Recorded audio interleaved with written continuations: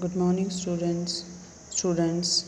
Today's topic is depreciation. Depreciation means decrease in the value of asset. Asset like machinery, building, land, and furniture. So, for calculation of depreciation, we have a formula: cost of asset minus estimated net residual value upon estimated useful life of the asset. For rate of depreciation, annual depreciation upon actual cost into 100. We have a question. Original cost of asset is 2,50,000. Useful life is 10 years. Residual value is 50,000. Annual depreciation, cost of asset minus estimated net residual value upon estimated life of asset.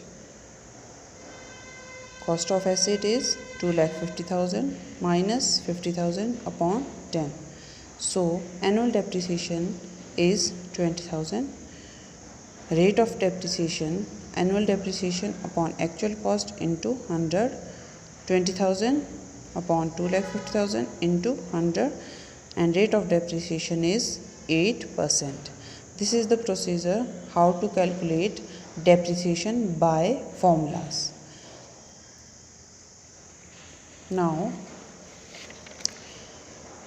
we have two methods of calculating depreciation. First is straight line method. Another name of straight line method is original cost and fixed cost method. ठीक है. Second is diminishing balance method. Diminishing balance method is also called written down value method. ठीक है. Straight line method में क्या होता है कि आपका जो रेट ऑफ डेप्रिसिएशन है वो फिक्स रहता है, मीन्स अनचेंज रहता है. ठीक है. जैसे आपका 1 लाख की मशीनरी है तो उस पर 10% आप चार्ज कर रहे हो, तो आपका रेट ऑफ डेप्रिसिएशन जो होगा 10%, और डेप्रिसिएशन जो आ जाएगी वो 10,000. और 2001 में अगर आपने परचेज़ किए तो वो 2002 में भी 10% ही रहेगी, 10,000. ठीक है. नेक्स्ट है आपका डिमिनिशिंग. डिमिनिशिंग में जो है वो आपका रेट ऑफ डेप्रिसिएशन या डेप्रिसिएशन की जो वैल्यू है वो डिमिनिश हो जाएगी. डिमिनिश मीन्स डिक्रीजिंग ऑर्डर में चली जाएगी. ठीक है. अब फॉर एग्जांपल अप्रैल 1, 2001 को आपने क्या किया है, एक मशीनरी परचेज़ की है 1 लाख की 4 इयर्स के लिए. रेट ऑफ डेप्रिसिएशन है 10%, और 31 मार्च एवरी ईयर जो है आपने अकाउंट्स को क्लोज़ करना है. ठीक है. वैसे मैक्सिमम इंस्टीट्यूशंस में जो अकाउंटिंग ईयर फॉलो होता है वो है फाइनेंशियल ईयर या अकाउंटिंग ईयर जिसको बोलते हैं, जो स्टार्ट होता है 1 April and ends on 31 March. ठीक है. अब हम अकाउंट कैसे प्रिपेयर करेंगे. Machinery account, this is debit side and this is credit side. आपने date, particulars, general folio, amount, date, particulars, general folio and after that amount. आपने machinery को purchase किया तो कब परचेज़ किया, आपने यहाँ पे डेट डालनी है. जब आपने परचेज़ किया अप्रैल 1, 2001 को. टू कैश अकाउंट कितने की खरीदी, 1 लाख की.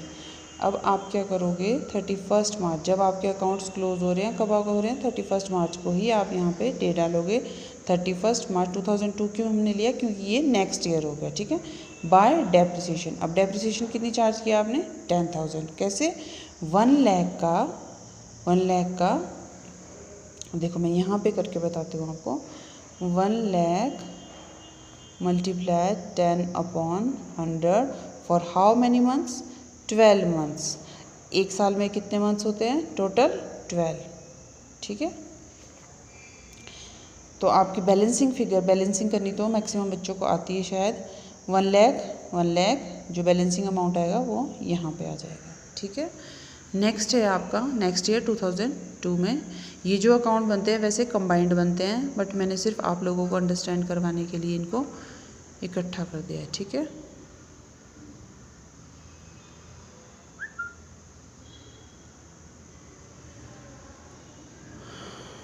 नेक्स्ट है date, particular, general folio, amount, देखो मैंने यहाँ अमाउंट जो है वो यहाँ पे डालना है 90,000, ठीक है। जनरल फोलियो में कुछ नहीं आएगा आपका 90,000, ठीक है। टू बैलेंस ब्रॉट डाउन, आप ये वाला बैलेंस यहाँ पे लेके जाओगे 90,000, ठीक है। 31 मार्च 2003 को बाय डेप्रिसिएशन 10,000 और बैलेंसिंग फिगर जो आ गई आपकी वो आ गई 80,000। इट मीन्स जो आपने 1 लाख की मशीनरी परचेज़ की थी फ्रॉम 2001 उसकी जो वैल्यू है मार्च 2003 को वो रह गई है 80,000 की। क्यों? क्योंकि इस पर 10% डेप्रिसिएशन है। वो कितना कितना आया 10,000 एंड 10,000, ठीक है। ऐसे आपने डेप्रिसिएशन के क्वेश्चंस को प्रैक्टिस करना है घर पे, ठीक है। अब नेक्स्ट वीडियो में